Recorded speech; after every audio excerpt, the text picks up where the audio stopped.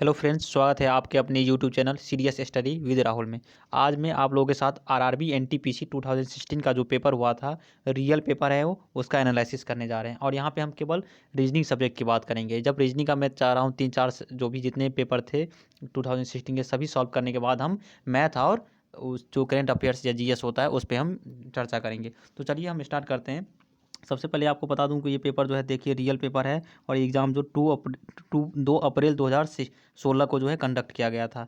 और ये first shift में, जहाँ आप देख भी सकते हैं टाइम यहाँ पे दिया है। तो चलिए हम केवल यहाँ पे रीजनिंग की बात करेंगे। रीजनिंग के जितने सेट होंगे उसके कंप्लीट होने के बाद हम मैथ, और मैथ के बाद फिर करेंट अफेयर्स और जो जीएस होता है उस पे हम चर्चा करेंगे। और देखिए, आप लोगों को अगर वीडियो अच्छा लगता है तो, और मुझे पूरा विश्वास है कि वीडियो आप लोगों को ज़रूर अच्छा लगेगा, तो इसको सब्सक्राइब कर लीजिएगा, जिससे कि आगे जो भी मैं नोटिफिकेशन वीडियो डालूँ उसका नोटिफिकेशन आपको ज़रूर जाए। तो चलिए हम स्टार्ट करते हैं बिना टाइम वेस्ट करते हुए आज का वीडियो। सबसे पहले देखिए, पहला क्वेश्चन है रीजनिंग का। जैसे यहाँ पे है, ये ब्लड रिलेशन का है। जॉन ने क्या है, देखिए जी। तो सबसे पहला क्वेश्चन है, जॉन ने कहा सोरेन मेरी दादी। जैसे जैसे जैसे कहता जा रहा है वैसे वैसे हम बनाएंगे। जैसे मान के चलिए, मैं हूँ यहाँ पे, मेरी दादी। दादी होने के लिए क्या होगा, पहले हमारे पिताजी होंगे कोई, उनकी माँ होंगी दादी, ठीक है। मेरी दादी के इकलौते बेटे, यानी मेरी दादी के इकलौते बेटे कौन होंगे, मेरे पिताजी होंगे, ठीक है। की बेटी है यहाँ, यानी इनकी पुत्री कोई है, यहाँ पे हो जाएंगे इनकी पुत्री। और मैं यहाँ पे हूँ, मैं यहाँ पे हूँ और ये इनकी पुत्री है। तो कह रहा है सोरन जॉन से कैसे संबंधित है, यानी जाहिर सी बात है ये जो है इनकी सिस्टर होगी। सिस्टर होगी कि नहीं होगी, तो इसलिए इसका आंसर क्या हो जाएगा, बहन हो जाएगा। चलिए हम अब अगले क्वेश्चन पे स्टार्ट करते हैं। केवल हम रीजनिंग की अब यहाँ पे चर्चा करेंगे। तो आगे देखिए, आगे क्वेश्चन नंबर है आपका रीजनिंग का, क्वेश्चन नंबर, हाँ ये देखिए क्वेश्चन नंबर 9 है रीजनिंग का।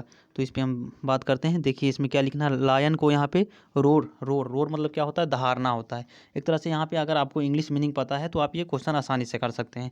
जो लायन, जो मतलब शेर जो होता है, बोलता है, उसको हम दहाड़ना कहते हैं, इंग्लिश में रोर कहते हैं। उसी प्रकार ऑवल मतलब जो ये होता है उल्लू, हाँ, उल्लू को जो आवाज़ निकलता है उसको हम क्या कहते हैं, हुट कहा जाता है, हुट, हुट, HOOT, हुट। तो ये बेसिकली इंग्लिश मीनिंग अगर आपको पता है तो आसानी से आप कर सकते थे।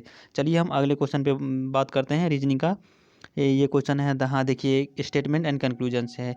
कथन, कथन में क्या कह रहा है, उच्च जोखिम लेने पर उच्च प्रतिफल मिलता है, यानी हाई रिस्क लेने पे हमें हाई प्रॉफिट होता है। इसमें यहाँ ये दिया गया है, बताया गया है, और इस पे आधार पे आपको दो कंक्लूजन दिया गया है, निष्कर्ष। निष्कर्ष क्या है, देखिए पहला निष्कर्ष ये है, कोई जोखिम कोई लाभ नहीं, मतलब नो रिस्क नो प्रॉफिट। और दूसरा क्या है, प्रत्येक व्यक्ति को जीवन में जोखिम लेना चाहिए। देखिए इसमें इसमें ये इस क्वेश्चन को करने का सबसे बेस्ट तरीका ये होता है कि जितना आपको जो कथन में कहा जाए केवल उसी पे ध्यान दीजिए, उससे ज़्यादा अपने से खुद दिमाग कुछ भी नहीं लगाना है। जितना हमको इन्फॉर्मेशन दिया होगा उसी के बेस पे इस क्वेश्चन को हम सॉल्व करेंगे। तो सबसे पहले यहाँ पे कहा गया है, उच्च जोखिम लेने पर उच्च प्रतिफल मिलता है। उच्च प्रतिफल मतलब इसको इंग्लिश में अगर कहे तो हाई रिस्क लेने पे जो हाई प्रॉफिट होता है। और यहाँ पे जो इसके ये दिया गया है निष्कर्ष, कोई जोखिम कोई लाभ नहीं, पहला ये दिया गया है। और दूसरा जो है, प्रत्येक व्यक्ति को जीवन में जोखिम लेना चाहिए। देखिए पहला निष्कर्ष से हमें इस बात से हमें स्पष्ट नहीं हो रहा, मतलब ये कथन से है, हमको ये निष्कर्ष स्पष्ट नहीं हो रहा है। ऐसा कोई कुछ तो कहा नहीं गया है, कोई जोखिम कोई लाभ नहीं, इसलिए ये गलत हो जाएगा, ठीक है। और दूसरा क्या कह रहा है, प्रत्येक व्यक्ति को जीवन में जोखिम लेना चाहिए। भाई जब ये कथन कहा गया उससे हमारे ये स्पष्ट नहीं हो रहा है कि जोखिम लेना चाहिए या नहीं लेना चाहिए, इसलिए ये भी गलत हो जाएगा। तो इसलिए ऑप्शन इसका क्या हो जाएगा, ऑप्शन नंबर डी, यानी कोई भी जो है तर्क यहाँ पे न्याय संगत नहीं है, मतलब उचित नहीं है। चलिए फिर मैं अगला क्वेश्चन पे विचार करते हैं। हाँ ये देखिए 11 नंबर क्वेश्चन है। 11 नंबर क्वेश्चन किसका है, इसको कहते हैं सिलॉग, हाँ, जिसको हिंदी में न्याय निगमन कहा जाता है। तो इस पर हम विचार करते हैं। देखिए सबसे क्या लिखा है, सभी कलम किताब है। यहाँ पे देखिए सभी कलम है, उसके बाद ये इसको हम सभी कलम को किताब बना लेते हैं, KT मतलब किताब हुआ। और कह रहा है सभी किताबें मेज है, यानी सभी किताबें जो है ये, इसको हम मेज बना लेते हैं, ठीक है। इतना हमारा डायग्राम बन गया। अब देखिए अब इसके बाद जो भी इसका होगा निष्कर्ष में से क्या कह रहा है, इसमें कहा पूछा क्या गया है, देखिए इस पर बात हम करते हैं। इसमें क्या कहा गया है कि दिए गए निष्कर्षों में से कौन सा कथन तर्कसंगत है, मतलब सही है। तो पहला क्या है, सभी मेज कलम है। भाई सभी मेज यहाँ पे है, कलम यहाँ पे है, ये तो हमको इससे स्पष्ट नहीं हो रहा है, इसलिए हम कहेंगे कांट से, मतलब मुझे पता नहीं, ये गलत भी हो सकता है सही भी हो सकता है, लेकिन अभी पता नहीं है। दूसरा क्या है, कुछ मेज कलम है। भाई मेज यहाँ पे है ये, और ये कलम यहाँ पे है, देखिए, यानी ये इतना कलम का भाग जो है पूरा ये मेज भी है, इसलिए केवल दूसरा तो बिल्कुल सही हो जाएगा, यानी फॉलो कर रहा है। अब तीसरा भी देख लेते हैं, ऐसे इसका आंसर तो केवल 2 होगा, मतलब ओनली 2 फॉलो करता है। अब तीसरा देखिए, सभी किताबें कलम है, किताब यहाँ पे है और कलम पीछे है, तो सभी किताब कलम कहाँ है, सभी कलम किताब तो है लेकिन सभी किताब कलम नहीं है, इसलिए ऑप्शन नंबर 2 यानी बी इसका बिल्कुल राइट आंसर होगा। देखिए ये आप लोग समझ गए होंगे। अगर जो आप लोग को जो भी क्वेश्चन समझ में ना आए तो आप उसको कमेंट बॉक्स में लिखिएगा, मैं ज़रूर रिप्लाई देने की पूरी कोशिश करूँगा। तो चलिए आप नेक्स्ट क्वेश्चन करते हैं रीजनिंग का। हाँ रीजनिंग का देखिए, ये भी एक 12 नंबर क्वेश्चन है रीजनिंग का। इसमें क्या लिखा गया है, यूएई को दिरहम लिखा गया है, तो कोरिया को क्या, मतलब यहाँ पे देखिए यूएई की जो है राजधानी नहीं, करेंसी का नाम दिरहम होता है, ठीक है ना। तो यूएई की करेंसी का नाम दिरहम है। तो उसी प्रकार कोरिया की करेंसी का नाम क्या है भाई, कोरिया की करेंसी का नाम वॉन होगा। साउथ कोरिया हो या नॉर्थ कोरिया, दोनों की करेंसी का नाम वॉन है। और टका तो बांग्लादेश का आप लोगों को पता ही है। म्यांमार की जो है क्यात है, ठीक है। और ये अंकारा, हाँ ये लीरा जो है, लीरा ऑप्शन नंबर ए, ये किसका है, ये अंकारा की करेंसी है, हाँ अंकारा की। तो इसलिए इसका ऑप्शन क्या हो जाएगा, मतलब सही आंसर क्या होगा, इसका सही आंसर होगा WN वॉन, यानी कोरिया की करेंसी को हम वॉन कहते हैं। यूएई के करेंसी को दिरहम कहते हैं, उसी प्रकार कोरिया की करेंसी को वॉन कहते हैं। मतलब एक तरह से समझिए कि कैपिटल और करेंसी से ये क्वेश्चन था। और चलिए नेक्स्ट क्वेश्चन पे बात करते हैं। इसलिए इसका आंसर तो आप समझ ही गए होंगे, सी आंसर हो गया। हाँ और ये क्वेश्चन नंबर 13 देखिए, 13 में क्या है, ए अगर ए को एक लिखा जाता है, EAT को 26 लिखा जाता है, तो सीट को क्या लिखा जाएगा। इसके लिए आपको जो है प्लेस वैल्यू याद होना चाहिए। अगर याद भी नहीं है तो आप वहाँ पे एग्जाम में जो रफ सीट मिलता है आप तुरंत वहाँ लिख सकते हैं सभी का प्लेस वैल्यू। ए का 1 होता है, बी का 2, इसी प्रकार। जैसे 26 कैसे आया देखिए, ई का जो होता है 5 होता है, प्लस जो है ए का 1 होता है, और प्लस जो है टी का कितना होता है 20 होता है, यानी क्या आया 20, 1, 21, 5, 26, इसी प्रकार 26 आया। उसी प्रकार सीट का पूछा है, सीट, तो सीट का हम कैसे करेंगे, एस का होता है, एस का 19 होता है, फिर उसके बाद ये ई का 5 होता है, फिर एक का जो है ए होता है, और जब 20 का ये टी का जो है 20 होता है। तो टोटल ऐड करने के 20, 1, 21, 5, 26, 26, 9, 35, 10, 45, 45, यानी इसका आंसर जो होगा करेक्ट आंसर 45 हो जाएगा। तो मतलब प्लेस वैल्यू केवल ऐड करना था और इसमें कुछ नहीं था। ये क्वेश्चन बहुत ही सिंपल था, आप लोग जानते होंगे। इसलिए इसका आंसर क्या हो जाएगा, 45 हो जाएगा। तो चलिए आप नेक्स्ट क्वेश्चन की बात करते हैं। देखिए सेशन अगर आप लोग को अच्छा लगता होगा तो ज़रूर आप लाइक कीजिएगा। बिल्कुल रियल क्वेश्चन है, कोई भी नहीं फेक है इसमें, ऐसा नहीं, आप लोग देख भी सकते हैं पूरा आईडी ऊपर है। तो चलिए अब हम नेक्स्ट क्वेश्चन की बात करते हैं। रीजनिंग का जो है क्वेश्चन नंबर कहाँ गया आपका, जो क्वेश्चन नंबर रीजनिंग, हाँ रीजनिंग देखिए 26 हुआ, 26 जो है ये क्वेश्चन पे हम बात करते हैं। देखिए अगर स्टूडेंट को NVPFZPO लिखा जाता है तो टीचर को कैसे लिखा जाएगा। देखिए कोई भी क्वेश्चन अगर इसके अल्फ़ा न्यूमेरिकल से आता है, अल्फ़ा से आता है, अल्फ़ाबेट से, तो आपको जो है प्लेस वैल्यू याद होना चाहिए। अगर याद नहीं भी है तो आप लिख लीजिएगा, हम पहले बता चुके हैं। तो देखिए एस को क्या है, एस को N लिखा गया है, टी को कैसे, सबसे पहले हम प्लेस वैल्यू देखिए, तो बहुत हम सिंपल शॉर्टकट भी कर सकते थे, लेकिन आप लोगों को समझाने के लिए हम यहाँ प्लेस वैल्यू लिखते हैं। एस को क्या लिखा जाता है, एस को 19, फिर टी को जो है 20 लिखा जाता है, फिर यू को जो है क्या लिखा जाता है 21 हो जाता है, डी का प्लेस वैल्यू 4 होता है, फिर ई का प्लेस वैल्यू 5 होता है, एन का प्लेस वैल्यू 14 होता है, और टी का प्लेस वैल्यू 20 होता है। देखिए सॉरी ये आपसे चला गया, तो अभी हम फिर से लिखते हैं, वो गलत क्लिक हो गया है। देखिए एस की प्लेस वैल्यू जो है 19 होता है, उसके बाद टी की प्लेस वैल्यू 20 होता है, यू की प्लेस वैल्यू 21 होता है, डी की 4 होता है, ई का 5 होता है, और एन का 14 होता है, और टी का जो है 20 होता है, ठीक है। और इसी प्रकार यहाँ पे लिखा किया गया उसको कोड, तो एन को जो है 14 कहते हैं, 14, ये वी जो है TUV 22 होता है, 22 को कहते हैं, ठीक है। और फिर वो NV के बाद P लिखा था, हाँ P को 16 कहते हैं, फिर F को जो है क्या कहा जाता है 6 कहा जाता है। देखिए यहाँ से आप इतना ही से कर सकते हैं, इतना ही से आप अंदाज़ा लगा सकते हैं क्या। देखिए यहाँ पे जो है -5 किया गया, यहाँ पे क्या किया गया है +2 किया गया, फिर -5 +2। तो इसी प्रकार एक बार -5 एक बार +2 चल रहा है। पैटर्न क्या है समझ गए ना, पहली बार -5 फिर +2, फिर -5 +2, फिर यहाँ पे भी -5 होगा +2 होगा, इसी प्रकार किया गया। तो ऐसे ही हम इसको भी हम कर देंगे। जैसे टी का हम पहले लिखेंगे, टी का क्या होता है 20, टी मतलब 20, तो हम इसको 5 माइनस करेंगे टी में से, तो क्या आएगा 20, यानी टी के प्लेस वैल्यू 20 होता है, 5 माइनस करेंगे तो क्या आएगा 15 आएगा। तो 15 को क्या लिखते हैं ओ लिखा जाता है, ठीक है। तो देखिए ओ 2 ऑप्शन है, ऑप्शन से भी आप कर सकते हैं। फिर उसके बाद हमें क्या करना था +2 करना था। ई की प्लेस वैल्यू कितना होता है 5 होता है, तो 5 में 2 जोड़ेंगे 7, 7 किसका प्लेस वैल्यू होता है जी का होता है, यानी OG। जैसे OG यहाँ देखें, हम फर्स्ट नंबर ऑप्शन ए में देखें, बस यहाँ देख के करके तुरंत निकल जाएंगे आगे, क्योंकि जानते हैं टाइम का अभाव होता है वहाँ पे, तो पूरा करने की कोई ज़रूरत नहीं। OG बस O और G आया, करेक्ट आंसर, बस टिक करके आगे निकल जाना है। तो इस प्रकार अपने आप टाइम भी बचा सकते हैं, सेव कर सकते हैं। कैसे कैसे करना है आप लोग जानते ही है, और उसमें टाइम का थोड़ा अभाव हो जाता है। हालांकि ये बहुत ज़्यादा दिक्कत नहीं होगा, आप लोग आराम से कर सकते हैं, लेकिन ध्यान रखिएगा जितना आप फास्ट करेंगे उतना ही आपको मैथ में टाइम मिलेगा। तो इसलिए आप कोशिश कीजिएगा अधिक से अधिक जल्दी करने की।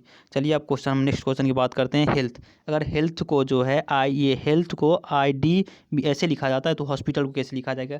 सेम वही बात है जैसे भी हम आपको अभी बताए थे। जो भी ये क्वेश्चन आता है अल्फ़ाबेट से, उसमें केवल प्लेस वैल्यू याद होना बहुत ज़रूरी है। याद नहीं हो तो आप लिख लेंगे, प्लेस वैल्यू से सब क्वेश्चन होता है। एच को क्या लिखते हैं? एच के बाद क्या आता है? I आता है। फिर ई के अगर एक माइनस करेंगे तो D आएगा। फिर ए के बाद क्या आता है? B आता है। यानी इसमें क्या हो रहा है? +1 फिर -1, +1 और -1, ये इसमें पैटर्न चल रहा है। ठीक है, समझ गए ना? एच के बाद आई, फिर एच के बाद आई, फिर ई के एक माइनस करेंगे तो D आएगा। तो आप लोग समझ गए होंगे। जैसे फिर यहाँ पे हॉस्पिटल को कैसे लिखा जाता है? हॉस्पिटल एच के बाद क्या आएगा? I आएगा। फिर ओ से पहले क्या आएगा? N आएगा। तो IN देखें, IN जहाँ हम देखेंगे टिक कर देंगे, पूरा करने की कोई ज़रूरत नहीं। देखिए IN आ गया बस, यानी पहले हमें +1 करना था फिर -1 करना था, बस काम ख़त्म। यहाँ से जैसे मैं देखूँगा यहाँ पे ऑप्शन D क्लिक करके आगे निकल जाना है। तो इस प्रकार आप जितना फास्ट करेंगे उतना ही अच्छा रहेगा। इसका ऑप्शन क्या होगा? ऑप्शन D इसका करेक्ट आंसर हो जाएगा। तो चलिए अब नेक्स्ट क्वेश्चन की बात करते हैं। देखिए आप लोगों को अगर सेशन अच्छा लग रहा हो तो ज़रूर लाइक कीजिएगा। आप लोगों के लिए हम इतना मतलब पढ़ा रहे हैं तो कोशिश कीजिएगा कि इसको अधिक से अधिक शेयर करने की भी कोशिश कीजिएगा। चलिए हम क्वेश्चन नंबर 32 की बात करते हैं। अगर बिहार को पटना लिखा जाता तो गुजरात को क्या लिखा जाएगा? जाहिर सी बात है ये जो है आपको कैपिटल करेंसी से क्वेश्चन आ गया। कैपिटल करेंसी, हाँ कैपिटल नहीं, मतलब वो स्टेट और कैपिटल से आ गया। तो बिहार की राजधानी कहाँ है? पटना है। उसी प्रकार गुजरात की राजधानी कहाँ होगा? गांधीनगर होगा। बस गांधीनगर करना है क्लिक और आगे निकल जाना है। और इसी प्रकार जैसे आपको जो कि एग्ज़ाम देने जा रहे हैं तो आपको जो है सभी जितने भी हमारे स्टेट है, सभी स्टेट का राजधानी आपको यानी कैपिटल याद होना ज़रूरी है। और देश, जितने देश है उसके भी, मतलब मैक्सिमम एशियन कंट्री का जो है कैपिटल और करेंसी आपको याद होना तो बहुत ही ज़रूरी है। देखिए जैसे गांधीनगर किसका था? गुजरात का था। जयपुर जो है ये राजस्थान की राजधानी है। अहमदाबाद तो गुजरात का एक शहर है, सिटी है। और दमन दीव तो एक केंद्र शासित प्रदेश है, जैसे कि आप लोग जानते हैं। तो चलिए नेक्स्ट क्वेश्चन की बात करते हैं। अब हो गया क्वेश्चन नंबर जो है आपका, क्वेश्चन नंबर रीजनिंग की बात करते हैं। रीजनिंग देखिए ये सब तो अब जैसे ही रीजनिंग समाप्त होगा उसका 2-4 सेशन मुझे और करना है। उसके बाद में आपको क्वांट भी यानी मैथ कराऊंगा। मैथ के बाद फिर वो GS पे भी हम चर्चा करेंगे। तो आप लोग बने रहिएगा। अगर सब्सक्राइब चैनल नहीं किया तो चैनल को सब्सक्राइब जरूर कर लीजिएगा। देखिए क्वेश्चन आ गया आपका जो है रीजनिंग का, ये क्वेश्चन नंबर 50। देखिए अगर COIL COIL को ऐसे लिखा जाता, पुलिस को ऐसे लिखा जाता, तो प्राइस को कैसे लिखा जाएगा? जाहिर सी बात है प्लेस वैल्यू आपको पता है, नहीं पता है तो तुरंत लिखिए बस। C को क्या लिखा जाता? 3, यानी C की प्लेस वैल्यू 3 होता है। O की प्लेस वैल्यू 15 होता है। I की प्लेस वैल्यू जो है 9 होता है। और L की प्लेस वैल्यू 12 होता है। बस इसका प्लेस वैल्यू केवल लिखा गया है। तो ऐसे ही आप लोग भी, जैसे पुलिस आता है पुलिस का प्लेस वैल्यू तुरंत लिखिए। पुलिस P को क्या कहा जाता है? 16 कहते हैं हम। फिर उसके बाद R को 18। यहाँ पे देखिए ऑप्शन को हम बताए थे। देखिए 16-18 जैसे आया तुरंत आप बस निकल, जैसे 16-18 देखे तुरंत निकल जाना है। टाइम वेस्ट नहीं करना है आपको। खुद पे जो कॉन्फिडेंस होना बहुत ज़रूरी है कोई भी एग्ज़ाम देते हैं तो। ऐसा नहीं कि पूरा हम चेक करें सही तो है गलत तो है। भाई P का प्लेस वैल्यू 16 होता है, बस पहले देखे 16 ऑप्शन और किसी में नहीं निकल जाएंगे। तो इसी प्रकार करना है। 16, फिर I की प्लेस वैल्यू 9 होता है। फिर C की प्लेस वैल्यू 3 होता है। E की प्लेस वैल्यू 5 होता है। ऐसे आप मिला के देख भी सकते हैं, लेकिन वहाँ पे देखना नहीं है। बस आपको एकदम मतलब जो भी पैटर्न ढूंढिए बिल्कुल उस पर ट्रस्ट रहिए एकदम पूरा। हाँ अपने आप पे जो है कॉन्फिडेंस होना ज़रूरी है, लेकिन सही निकालना है। ऐसा नहीं कि गलत पैटर्न ढूंढ लिया तो अभी हम बहुत तेज़ी से भाग रहे हैं, ऐसा नहीं, तब कोई फ़ायदा नहीं, तब तो लॉस हो जाएगा। तो चलिए हम नेक्स्ट क्वेश्चन की बात करते हैं। आपका जो रहा 50 कौन सा क्वेश्चन है? हाँ ये देखिए आपका, हाँ 56 क्वेश्चन हुआ। 56 क्वेश्चन रीजनिंग का है। तो इसमें देखिए रुक जाइए, आपको मैं थोड़ा और इसको है। हाँ देखिए 56 क्वेश्चन में क्या है? ये भी स्टेटमेंट एंड कंक्लूजन यानी कथन और निष्कर्ष के है। कथन क्या है? रंजीत को अपने सहयोगियों के सामने अपने पर्यवेक्षक यानी सुपरवाइजर द्वारा अपमानित किया गया था। ये जो हमारे कथन में दिया गया है। और जितना ये हम आपको पहले बताए थे, इसका क्वेश्चन जो है जितना ये दिया गया है कथन में केवल उसी को बेस मानेंगे, उससे ज़्यादा और कोई दिमाग नहीं लगाना। अपना दिमाग यहाँ पे बिल्कुल नहीं लगाना भैया, बिल्कुल नहीं, वरना गलत हो जाएगा पक्का। तो इसमें आप निष्कर्ष देखिए। निष्कर्ष क्या है? मतलब जो भी कहते हैं सुपरवाइजर को कहा जाता है पर्यवेक्षक। तो सुपरवाइजर रंजीत को पसंद नहीं करता है, एक ये दिया है। दूसरा क्या दिया है? रंजीत अपने सहयोगियों के बीच लोकप्रिय है। तो पहला हम निष्कर्ष पे विचार करते हैं। सबसे पहले पर्यवेक्षक रंजीत को पसंद नहीं करता। भाई इससे हमारा थोड़ी नहीं स्पष्ट हो रहा है कि पसंद करता है या नहीं करता है। इसमें तो केवल ये दिया गया कि अपमानित किया गया, हो सका कोई गलती किया हो इसकी वजह से अपमानित किया गया हो। लोग अपने बच्चे को भी डांटते हैं, अपमानित कर देते हैं, तो इसका मतलब ये नहीं कि ये वो उसको पसंद नहीं करता है, इसलिए ये गलत हो जाएगा। और दूसरा क्या कह रहा है, रंजीत अपने सहयोगियों के बीच लोकप्रिय है। इसके विषय में हमें कोई जानकारी नहीं, यही तो हम कह रहे थे ना, आपको अपने माइंड से या मतलब अपने दिमाग से कुछ नहीं लगाना है, जितना इसमें कथन कहा जाएगा बस उसी के बेस पे हमें आंसर देना है। तो इसलिए ये भी गलत हो जाएगा, यानी कोई निष्कर्ष जो है, यानी ऑप्शन नंबर डी इसका आंसर हो जाएगा, कोई निष्कर्ष जो है तर्कसंगत नहीं है, मतलब यहाँ पे कोई निष्कर्ष नहीं निकाला जा सकता है। चलिए नेक्स्ट क्वेश्चन की बात करते हैं। 56 तो हो गया, अब नेक्स्ट क्वेश्चन रीजनिंग का कौन सा है देखते हैं, आगे बात कर। देखिए ये डीआई है, डीआई भी हम बात करेंगे, डीआई नहीं वेन डायग्राम वाले हैं, हाँ तो इस पर हम बात करेंगे बहुत जल्दी, जैसे रीजनिंग का जो भी 4-5 पेपर और है सब खत्म हो जाएगा, तो उसके बाद हम रियल पेपर जो है वही करवाएंगे बहुत जल्दी। देखिए अब 62, हाँ ये क्वेश्चन ऐसे ये मैथ का क्वेश्चन है, तभी चलिए हम बात कर लेते हैं, मैथ से क्वेश्चन है तब भी। इसमें कैसे करना, इसका मैं ट्रिक बता देता हूँ आप लोगों को। देखिए इसमें जो है, जैसे यहाँ पे आप यहाँ पे देखिए पॉइंट में आंसर नहीं है, तो यहाँ पे हम सबसे पहले जो है, क्योंकि 4 ऑप्शन है, कोई भी ऑप्शन सही हो सकता है आपको पता है, तो यहाँ पे जो डिवीजन यानी भाग का चिन्ह है उस वाले से हम इसको ट्राई करेंगे सबसे पहले। तो सबसे पहले इसकी हेल्प लेंगे अगर आपको जल्दी चाहते हैं तो, क्योंकि देखिए ये क्वेश्चन तो हर कोई कर लेगा, लेकिन टाइम की बात है, कितना टाइम लगा रहे हैं। तो कैसे हमें इसमें हेल्प लेना है, देखिए अगर 133 है, इसका मतलब जो है जो भी भाग का चिन्ह होगा बिल्कुल कट जाएगा, पूरा का पूरा कटना चाहिए। पहले हम ऑप्शन लेते हैं 17 भाग, केवल भागा को देखेंगे, ठीक है ना, तो 17 भागा 9 करेंगे, भाई पूरी पूरी कट जाएगा क्या, 17 में 9, 17 से 9 जो है पूरी तरह से नहीं कटेगा, यानी ये आंसर नहीं हो सकता। अगर पॉइंट में रहता तो हम देखते, लेकिन पॉइंट में नहीं है, तो इसलिए इसको हम स्किप कर देंगे। फिर उसके बाद देखते हैं दूसरा ऑप्शन बी, यानी हाँ ये दूसरा, ये दूसरे नंबर पे भागा है ना, यानी 5 भागा 17, क्या 5 भागा 17 ये भी प्लस में नहीं आएगा ना, मतलब वो पॉइंट में आंसर आ जाएगा, पूरी तरह से डिविजन नहीं, मतलब नहीं कट पाएगा 5 जो है 17 से, इसलिए ये भी ऑप्शन नहीं होगा। अब देखते हैं सी ऑप्शन, सी ऑप्शन की बात करते हैं। देखिए सी जो है 5 में यहाँ पे भागा का चिन्ह है, यानी 17 वही सेम होगा जो ए में था वही था, यानी 17 भागा 9 करेंगे, पॉइंट में आंसर आ जाएगा, और पॉइंट में है नहीं, इसलिए ये भी ऑप्शन क्लिक कर देंगे। अब देखिए 3 आप कर चुके हैं, चौथा तुरंत आप 3 जब क्लिक कर चुके हैं भाई, 3 हमें कंफर्म पता है कि नहीं है, तो चौथा हम यहाँ पे करके भाग सकते थे आगे, मतलब आगे नेक्स्ट क्वेश्चन।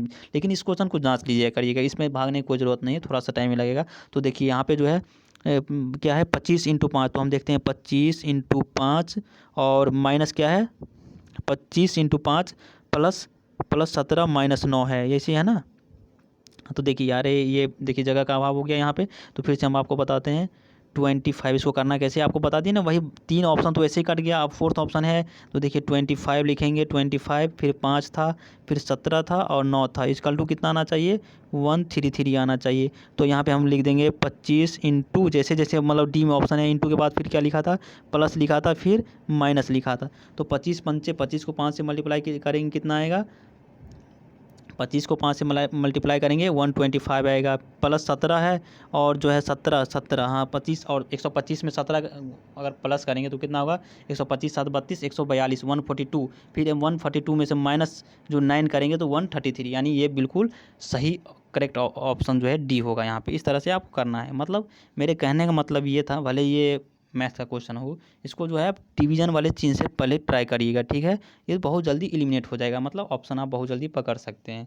तो चलिए नेक्स्ट क्वेश्चन की बात करते हैं, फिर रीजनिंग का हम क्वेश्चन देखते हैं, क्वेश्चन कौन सा है, ये क्वेश्चन नहीं है शायद, हाँ ये भी क्वेश्चन नहीं है, ये भी क्वेश्चन नहीं, हाँ ये देखिए आप फिर आ गया आपका रीजनिंग का क्वेश्चन है आपका ये 74 नंबर, तो इस पर हम बात करते हैं। देखिए ये भी है वही कथन और निष्कर्ष है, यानी इसमें स्टेटमेंट और कंक्लूजन इंग्लिश में कहते हैं। तो देखिए सबसे पहले दिया है, नहीं यहाँ ये जो है आपको उससे दिया है न्याय निगमन, जिसको हिंदी में और इंग्लिश में सिलॉग कहा जाता है। तो कुछ लड़के लड़कियाँ यानी कुछ बॉयज, हाँ बॉयज जो ये अगर हिंदी में लिखते हैं, देखिए कुछ लड़के जो है ऐसे लिखेंगे, कुछ लड़के लड़कियाँ है, यानी LDKI लिख लेते हैं शॉर्टकट में। हाँ उसके बाद जो है सभी गर्ल्स जो है गायक है, सभी गर्ल्स मतलब गायक है। देखिए यहाँ पे ऐसे मैं लिख लेता हूँ, पूरा लिखने की कोई ज़रूरत नहीं, ठीक है, गायक है। तो इसमें आप जो भी हम निष्कर्ष देखेंगे इसका क्या है, पहला कुछ गायक लड़कियां हैं, मतलब कुछ गायक जो है यानी कुछ सिंगल गर्ल्स हैं। तो देखिए सिंगर यहाँ पे आपका ये था, और उसके बाद गर्ल्स ये था। भाई जाहिर सी बात, देखिए फिर से आपको मैं समझाता हूँ, ये शायद इसमें सही ढंग से लिख नहीं पाया हूँ मैं, तो फिर से इसको साफ साफ लिखते हैं। सबसे पहले मैं इंग्लिश में लिखने की कोशिश करता हूँ, कुछ बॉयज़ गर्ल्स हैं, देखिए इंग्लिश में थोड़ा अच्छे ढंग से समझ आ पाऊँगा मैं, इसलिए लिखता हूँ कुछ बॉयज़ जो है गर्ल्स है। तो जैसे जैसे कह रहा है कुछ बॉयज़ गर्ल्स है, बना लिया हूँ मैं डायग्राम। फिर कह रहा है सभी गर्ल्स जो है ऑप्शन जो बी था, कथन बी था, सभी गर्ल्स क्या था, सिंगर है, गायक को सिंगर कहा जाता है। हाँ, तो ऐसे अब फिर उसके बाद निष्कर्ष कहा गया कुछ गायक जो है गर्ल्स है, कुछ गायक यानी कुछ सिंगल गर्ल्स है। भाई जाहिर सी बात है, यहाँ पे अब ऐसे ही दिख रहा है कि हाँ कुछ सिंगर जो है गर्ल्स है, ये भी तो गर्ल्स तो है ही, इसलिए ऑप्शन एक जो है पहला तो बिल्कुल सही होगा। फिर दूसरा क्या कह रहा है, कुछ गायक लड़के हैं, यानी कुछ सिंगर बॉयज़ है। भाई ये भी इतना सिंगर जो है ये भी बॉयज़ है। अगर देखिए, अगर आप लोग कन्फ्यूजन होगा इसमें तो आप लोग कमेंट बॉक्स में जो कमेंट कर दीजिएगा, मैं इसको पूरी तरह से फिर से समझाने की कोशिश करूँगा। मुझे आई होप कि आप लोग समझ गए होंगे। फिर भी अगर समझ में नहीं आया हो, कोई प्रॉब्लम हो, तो आप कमेंट बॉक्स में कमेंट ज़रूर कर दीजिएगा। इसलिए यहाँ पे दोनों ऑप्शन जो है यहाँ पे यानी दोनों निष्कर्ष बिल्कुल सही हो जाएंगे। ठीक है, अगर आप नहीं समझे हो तो कोई बात नहीं, आप कमेंट बॉक्स में कमेंट कर दीजिएगा, मैं जो है इसको ज़रूर आपको बता दूँगा। चलिए नेक्स्ट क्वेश्चन की बात करते हैं, रीजनिंग का जो है नेक्स्ट क्वेश्चन आपका 70, हाँ तो 88 क्वेश्चन है। आप नेक्स्ट क्वेश्चन जो है वेट करिएगा एक मिनट, 85, हाँ देखिए नेक्स्ट क्वेश्चन यही है। और ये क्वेश्चन है आपका ब्लड रिलेशन से। ब्लड रिलेशन क्या कह रहा है, अनीता अर्जुन के, देखिए ब्लड रिलेशन में कैसे कैसे करना है हमको, जैसे जैसे कहा जाएगा ना वैसे वैसे करना है, मतलब जैसे जैसे बोलता जाएगा वैसे वैसे हम बनाते जाएंगे। अब यहाँ पे देखिए कैसे बनाना है इसको बहुत जल्दी। अनीता अर्जुन के मामा, यानी एक अर्जुन है ये, अर्जुन के मामा, यानी मामा होने के लिए क्या होनी चाहिए, एक मम्मी होनी चाहिए। हाँ, मम्मी की जो भाई होंगे वो हमारे मामा होंगे, मतलब अर्जुन के मामा होंगे। ठीक है, अर्जुन के मामा के पिता, अर्जुन के मामा के पिता कहाँ होंगे, यानी ये मामा है यहाँ पे, कोई एक मिनट रुक जाइए, ये मामा है यहाँ पे, पिता होंगे ऊपर, यहाँ पे पिता होंगे। यहाँ अर्जुन के पिता की इकलौती बेटी, इकलौती बेटी यानी कौन होंगे, यही होंगे इकलौती बेटी। इकलौती बेटी यानी अर्जुन के कौन होंगे, माँ होंगे। तो यही कह रहे हैं अनीता अर्जुन से कैसे संबंधित है, तो जाहिर सी बात है माँ होंगे। एक बार फिर से मैं आपको समझाता हूँ, देखिए एक बार आप फिट कीजिएगा, मैं समझा रहा हूँ। अनीता अर्जुन के मामा, यानी ये हम पहले बना देते हैं यहाँ पे, अर्जुन बना देते हैं, रुक जाइए, अर्जुन, हाँ ये अर्जुन है यहाँ पे। ठीक है, अर्जुन के मामा यानी इनकी एक मम्मी होगी, उनके भाई होंगे, वो मामा होंगे। मामा के पिता कह रहा है, मामा के पिता यानी इनके नाना जी होंगे, नाना जी। ठीक है, की इकलौती बेटी, यानी एक तो ये इनके बेटे होंगे, ये इनकी बेटी होंगे, इकलौती बेटी केवल यही हुई, ये जो है इकलौती बेटी हुई। तो अर्जुन से कैसे संबंधित है भाई, अर्जुन की तो माँ हुई ना, ये माँ हुई, इसलिए जो है इसका माँ आंसर हो जाएगा ऑप्शन नंबर बी। समझ गए होंगे, आई होप कि आप बिल्कुल अच्छे ढंग से समझ गए होंगे। चलिए तो हम नेक्स्ट क्वेश्चन की बात करते हैं, रीजनिंग का नेक्स्ट क्वेश्चन जैसे ख़त्म होगा मैं इसका सेकंड पार्ट भी आपको बताऊंगा। हाँ देखिए, जैसे ये फिर क्वेश्चन आ गया, ऐसे मैथ का क्वेश्चन है ये, या जो भी रीजनिंग का है हम इस पर चर्चा कर लेते हैं। इसको आप लोगों जैसे अभी बताए थे, इसमें जो है केवल भाग वाले जो है चिन्ह है उससे हम इसको ट्राई करेंगे सबसे पहले। तो कैसे करना है देखिए, सबसे पहले यहाँ पे जैसे यहाँ पे हम देखें पॉइंट मेंशन नहीं है, तो इसलिए हम यहाँ पे भाग का ज़रूर हेल्प लेंगे। हेल्प कैसे लेना है, देखिए सबसे लास्ट में जो भाग का चिन्ह है 5/6 जैसे ही करेंगे भाई पॉइंट में आंसर आ जाएगा, यानी पहला ऑप्शन तो नहीं होगा, ये कन्फर्म हो गया। फिर दूसरा में क्या है, 12/5 यानी दूसरे नंबर पर दिया है ये भाग का चिन्ह दूसरे नंबर पे ना, तो 12/5 करेंगे, 12/5, हाँ 12/5 करेंगे भाई, कभी भी आंसर जो है प्लस में नहीं आएगा, पॉइंट में आंसर आएगा, तो इसलिए जो है यहाँ पे ये भी नहीं होगा। फिर ऑप्शन नंबर थर्ड की बात करेंगे, थर्ड में क्या करा है, फिर लास्ट में जो है भाग का चिन्ह दिया गया है, लास्ट में यानी 5/6 कर दिया गया, 5/6, ये भी जैसे अगर हम करेंगे तो जाहिर सी बात है पॉइंट में आंसर होगा, यानी ऑप्शन सी भी यहाँ पे आंसर नहीं हो रहा है। तो अब इसका मतलब है कि ऑप्शन डी तो पक्का आंसर होगा भैया। तो चलिए हम इसको देख भी लेते हैं, यहाँ पे भागा का चिन्ह सबसे पहले है, यानी 84 जैसे मैं 12 करूँगा 7 आंसर आ जाएगा, 12×7 = 84। तो जाहिर सी बात है ये कट गया पूरा पूरा, इसलिए प्लस में आंसर आएगा। तो अब देख लेते हैं, 7 आया, फिर 7 के बाद क्या किया गया है, इनको इंटू 5 किया गया है। दूसरे में क्या है देखिए, इंटू 5 है तो 12, 84/12 जैसे ही करेंगे तो 7 आएगा, फिर इंटू 5 करेंगे 35 आएगा, फिर प्लस जो है +6 तो यानी 41 हमारा आंसर आएगा, यानी ऑप्शन डी यहाँ पे जो है करेक्ट आंसर हो जाएगा।